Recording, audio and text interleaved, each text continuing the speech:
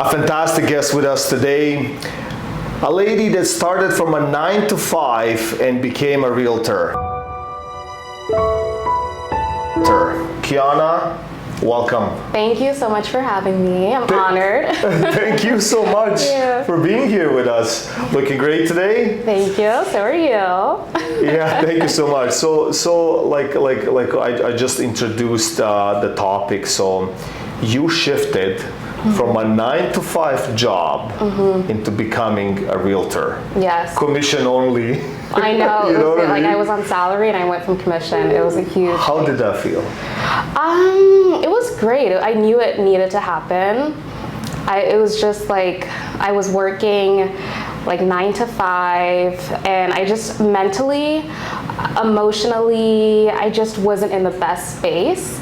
And it was because I was working so much. I was working for somebody else. So now that I have the option to sort of like pour into my own cup and work for myself, it feels great. Yeah, I'm happy. It's interesting you say that because you say you're pouring into your own cup, right?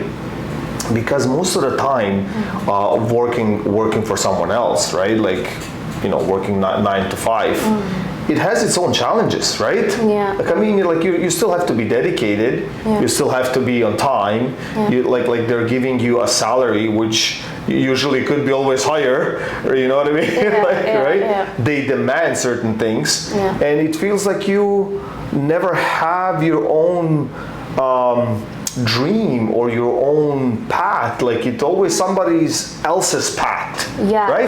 Didn't it feel like that? Yeah. Like it was more so, what am I doing to help, you know, the big guy, and not what am I doing to help myself. Right. Yeah. And I started off like just doing like desk work, so it was like fairly easy when I first started. Right. And then I was working there for like a few years, and they would just like pile more work onto me. So I started because off, they see you can, right? And yes, they're like, yeah. So that's something I learned. Right. Don't always show your cards right away. Yeah. So I was just like working one role. I was getting paid for one role, but I was doing like the job of like 2 to 3 people. Really. Right. Yeah. You're trying to be a better version of yourself in that particular space. Yeah. And they always seem to be forgetting to pay you more, you know what I mean? Like it's just like like you know, like they forget that part, but everything else they're kind of okay with. So so how long have you been trading now as a realtor? 2 years. In April 2021. So you made it, right? Because like most of the people fail usually within 6 months, 6 it's to 8 a tough months. industry to crack. You really have to have like a good support system. And Right. yeah, I did have that coming into it. So my dad's been in the industry for over 20 years. So A realtor or something else? no, so he was doing mortgages, he does like developments, but he's that's been in the nice. realtor space. Yeah, so he has just like a large database, and he has like a wealth of knowledge. So I was fortunate enough to sort of learn from him. And Very important. Yeah. Like very important, especially like if you can have even a little bit of guidance. Yes. Pave that for 20 years or 30 years in a career.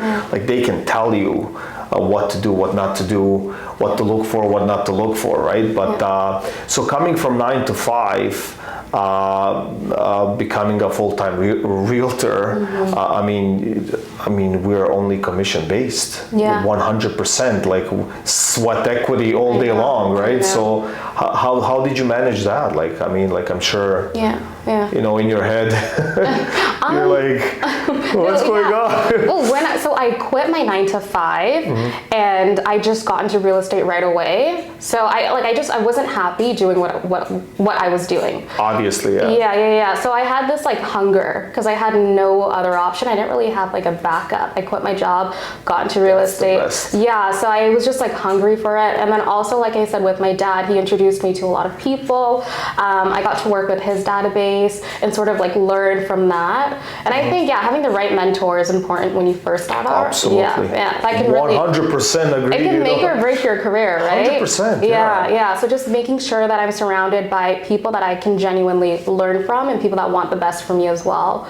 And we see you here. Like, listen, we see you here. I try to come on Wednesdays. Like, yeah, no, you do come around, and you're always bright and happy, and you're doing your stuff on your computers, and you're talking to other colleagues and agents and stuff like that. You're doing your calls. So we do notice you here in our office, and you bring some, light and sunshine. But definitely, like what you said, guidance and coaching, and I think sometimes you have to give yourself time. Like, you cannot expect everything to happen overnight, right? Like, I mean, like, so how did you get your first deal? I mean, like, was that something Yeah, so you can't compete with destiny, like you said. Everything will happen in divine timing. Yes. So that's one thing I have to always remind myself. Right. But my first deal, I got it with my dad. Sorry, my dad gave me my first deal. Sure.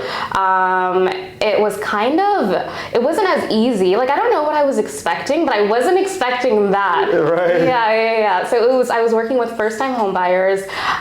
So that's, and I got licensed April 2021. So that was when the market was at its peak, right? It was a seller's market. Homes weren't lasting. Yeah, like a few days on the market, they were gone.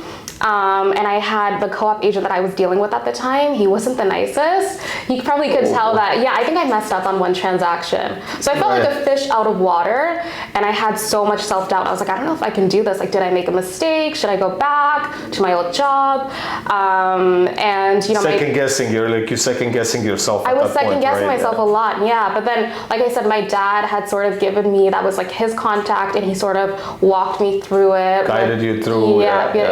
And then I was working with another realtor as well. So that's how I got my first deal, and they really helped me. They helped me walk through it. And then once I completed it, I was just like, okay, I can do this. I got this. I got it. It's not as bad as it seems. I got it. You just have to get through your first deal. Yeah. So So was the second deal easier? There were some challenges, but it was more straightforward. Like, when I had the first deal, I didn't even know how to book a showing, right? Right. And then when I did my second deal, I think it was like a lease. So that helped me. There was less pressure. I got familiar with the paperwork. Right. So then when I had like my next purchase, it made it a lot easier for sure.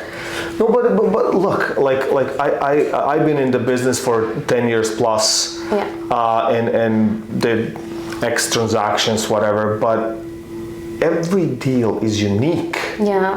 There's no manual and saying you learn this, you're good. Yeah. It's impossible, right? Yeah. Different properties, different people, different emotions, different timing. Yeah. Then you're dealing with a different agent on the other side. Like, could be good, could be bad. Yeah. That agent could be a professional, or it could be a beginner or lack of knowledge. And it's interesting you said I got out, and I love your honesty. I mean, you just say it how it is. A lot of people, they're trying to hide stuff, and they try to manipulate the truth, but you said listen, I did not know how to open up a lockbox or how to book a showing. And that's normal. You get out of school after reading 20 big fat books, and they don't teach you that.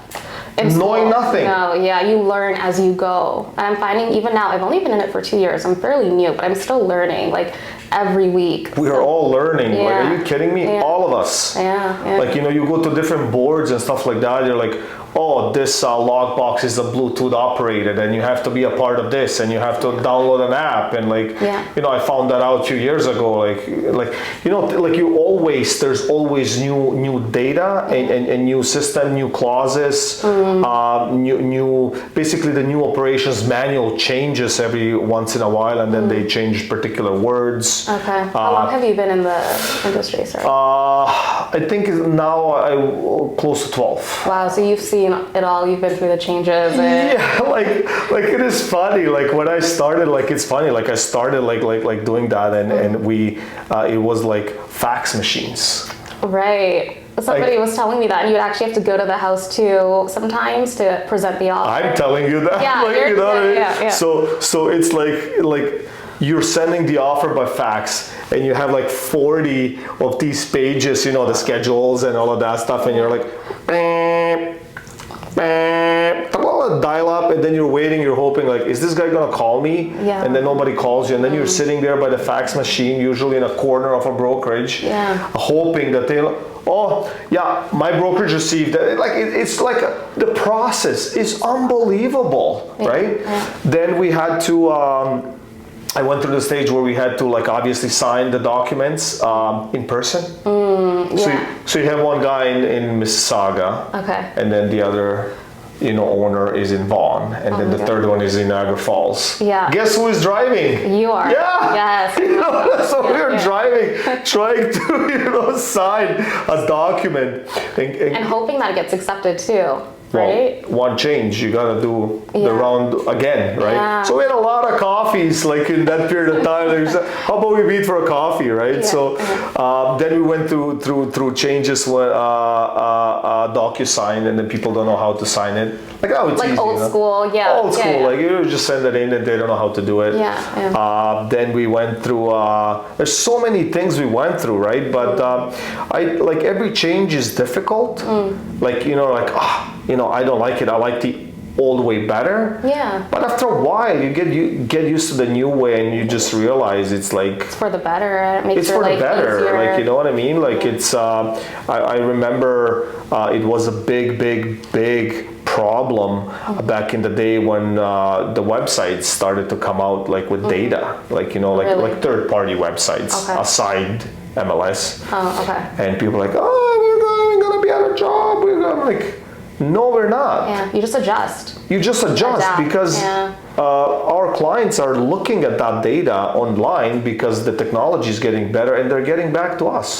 Somebody's going to deal with you. They're going to deal with you. I cannot steal your client, whether I'm in business 10 years, 100 years, 1,000 years. I cannot steal your business. Yeah. Right? It's up to you as a realtor. It's up to you whether you're going to be a good realtor or not. Right? Because if I'm going against you a couple of times, and you're better than me, then I'm going to lose business. It's just like that's the reality. You know what I mean? Yeah. So I don't think that's the problem, right? And I also I like what you said about quitting your job, the 9 to 5, or just leaving your job for that matter. And you said like there was no going back. I went in full time. Yeah. You cut it off like a Band-Aid and you just went with it, right? You just do it, yeah. Like I was just overworked and underpaid at my full-time job. And I was in the auto industry. So anybody that's worked in the auto industry, they understand how stressful it can be. 100%. You lose a lot of time. And I was young too, right? And it's a well-known company. Like it's like the premium brand company. It's not like one of these like you would think, right? Like the premium brand. Yeah. So the clientele was difficult as well. Yeah. 100% demanding, right? Demand, yeah. There's a lot of demand just for everything, really. So you take a lot of that home with you, and I found myself taking that home with me. Even after the 5 o'clock, right? Like you still felt the stress, right? Didn't you? Yeah. Sometimes I would work. So I was like more so like 6 to 3, but sometimes they would ask me to stay later. So I would work like 6 to 7 sometimes. I would work on Saturdays. Wow. Yeah. So I was so engulfed in this job, and at the end of the day, like I was saying, like who was I really helping, who was benefiting from it, right? Well, if you're not happy, like and like eventually it's gonna come out, right? And everybody will feel it, you know what I mean? And the most important is you're feeling it. And when you stop contributing to the best life you can possibly have, then what's the point?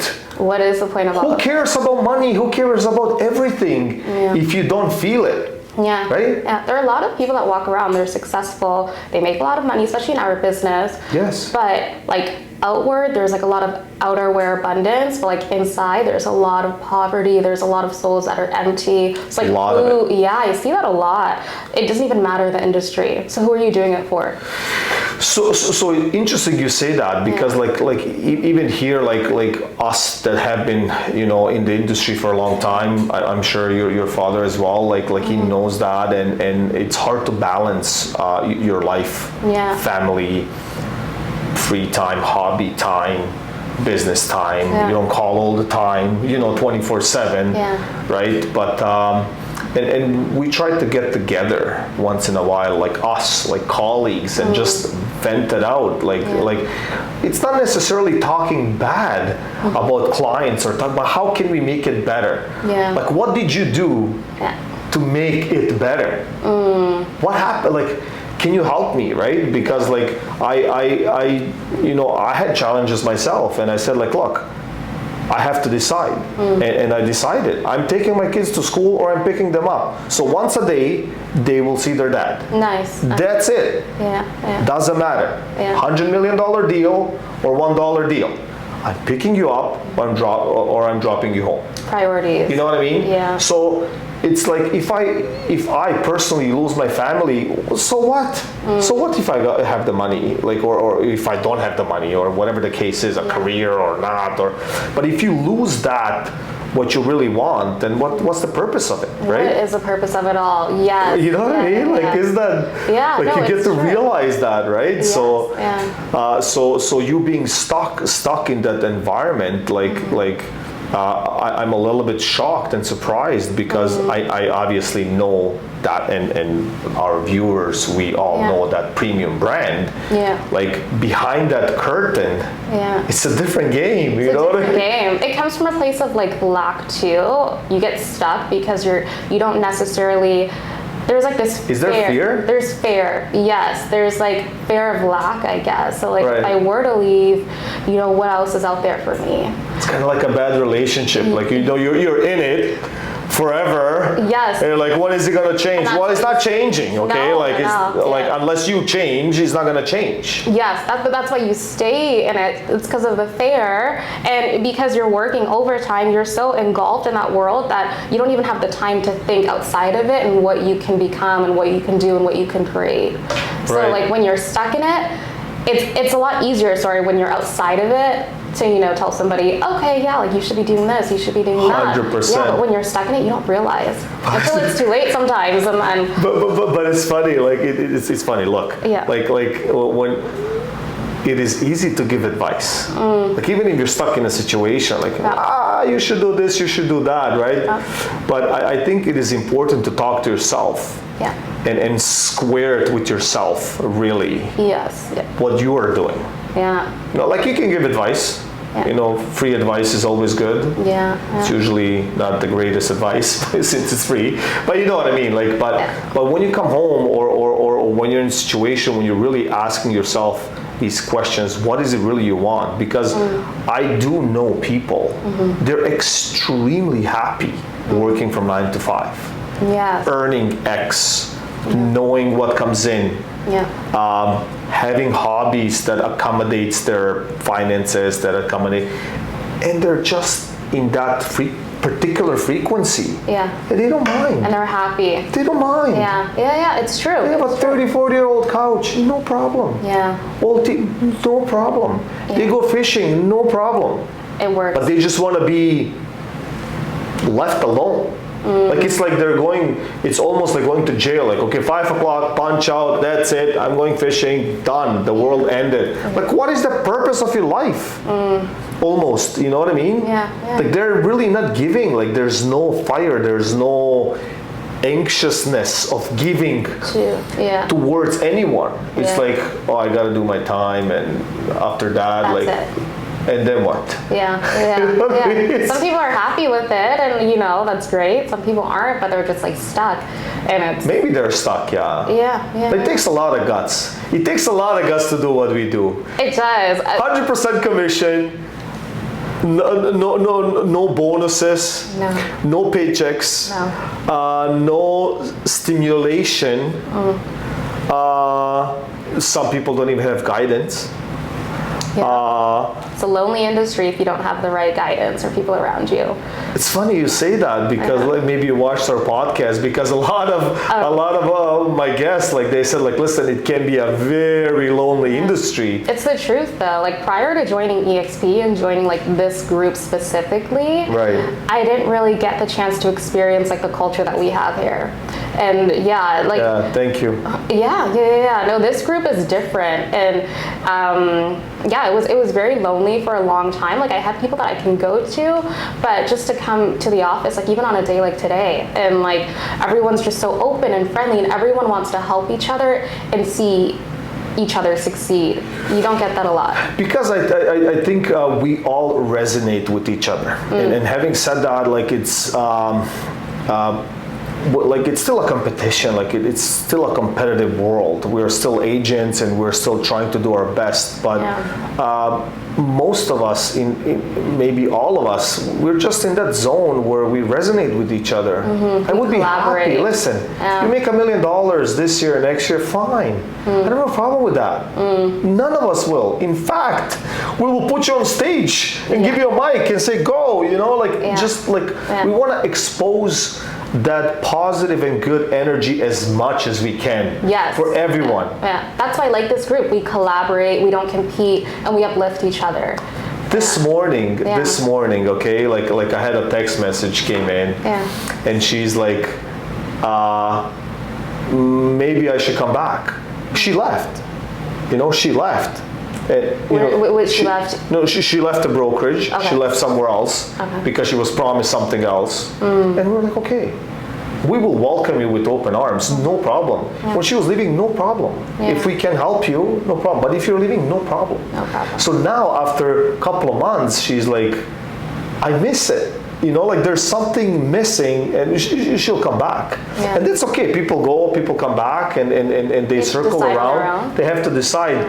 But what I'm happy about, I'm not happy that she's unhappy, but I'm happy that she's realizing that she had a maybe safe place or a good place to come to, you know what I mean? So I'm glad. I'll probably have her on the channel soon. Yeah, you know, should. I love that. Yeah, so is there anything else you would like to add? Like, do you have any regrets? I know this is a hard question.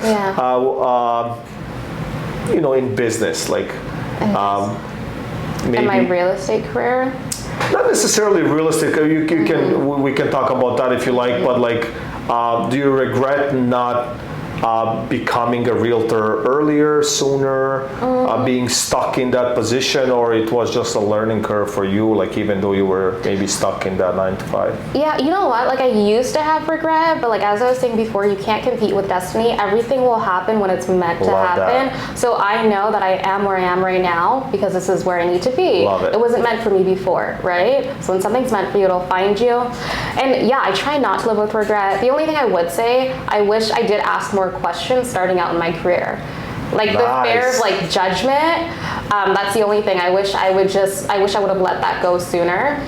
And yeah, just know that it's okay to ask for help. You're not supposed to know everything. And we're still learning, like we said, right? 100%. Yeah, that would be my only regret. Yeah, we will never know everything, but it's good to have people that can at least give you a piece of it, you know, like knowledge. A piece of knowledge, you know, like knowledge is definitely powerful. Well, so thank you so much for coming.